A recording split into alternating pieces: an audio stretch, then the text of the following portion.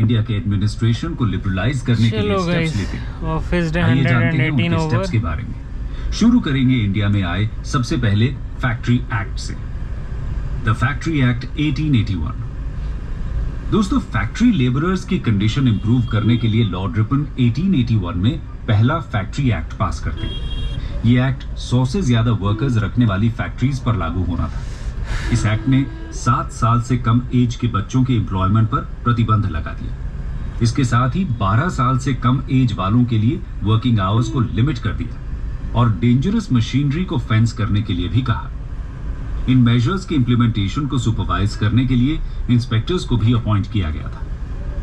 ये एक्ट अपने स्कोप में भले ही लिमिटेड था, लेकिन इंडिया की इंडस्ट्रियल हिस्ट्री में एक नए फेज की शुरुआत करता है। पहली बार लेबर लॉज को लेकर एक पॉजिटिव खबर हमें देखने को मिलती है। आगे चलकर इसी के बेसिस पर बेटर लेबर लॉज कंट्री में लाए गए। इसके बाद लॉर्ड रिपन का मेजर स्टेप था वर्नाक्युलर एक्ट को रिपील करना और लोकल सेल्फ गवर्नमेंट का रेजोल्यूशन पास करना।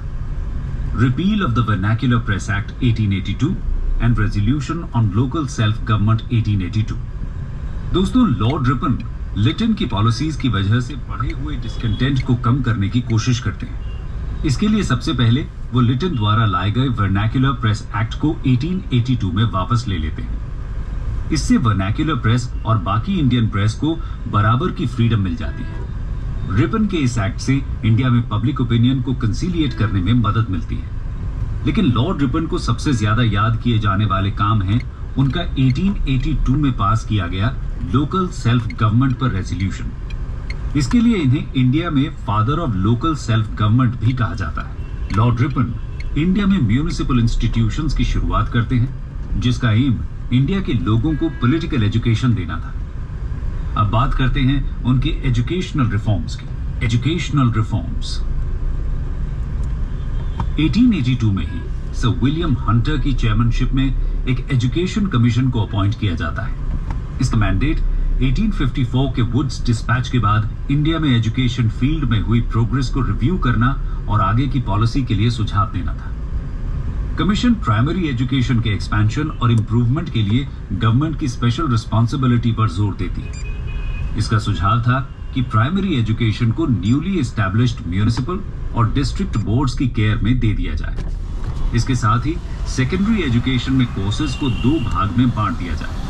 पहला लिटरेरी एजुकेशन, जो यूनिवर्सिटी के एंट्रेंस एग्जाम्स के लिए स्टूडेंट्स को तैयार करे, और दूसरा प्रैक्टिकल कोर्स होना चाहिए जो कमर्शियल और वोकेशनल करियर के लिए तैयार करता। इसके अलावा कमीशन ग्रांट्स इन एड के सिस्टम को सेकेंडरी और हायर एजुकेशन तक एक्सटेंड करने का सुझाव भी देती। कमीशन ने फीमेल एजुकेशन को स्प्रेड करने के लिए भी सजेशन दिए। कमीशन के ज्यादातर सुझावों को गवर्नमेंट एक्सेप्ट कर लेती है। इससे देश में काफी तेजी से स्कूल्स की ग्रोथ देखने को मिलती है। अब बात करते हैं उनकी लैंड रेवेन्यू पॉलिसी की। Resolution on land revenue policy. दोस्तों, लॉर्ड रिपन ने वाइसरॉय रहते हुए लैंड रेवेन्यू पॉलिसी में भी कुछ चेंजेस इंट्रोड्यूस करने की कोशिश की।